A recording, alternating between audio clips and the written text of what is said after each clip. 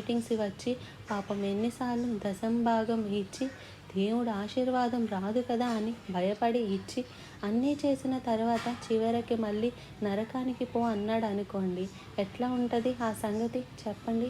ఒక మనుషుడి జీవితం దేవుని మహిమపరిచేదిగా ఉండాలండి. దేవుని మీద విశ్వాసం ఉంచండి.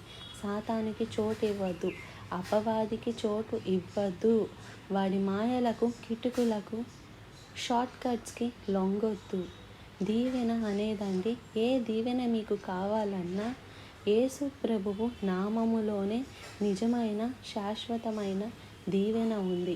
You cannot receive blessings in a short cut and no one in this world can bless you apart from Jesus. ప్రభువు తప్ప మనల్ని ఆశీర్వదించగలిగిన వాడు, హెచ్చించగలిగిన వాడు, దీవించగలిగిన వాడు ఈ లోకంలో మరెవ్వరూ లేరు.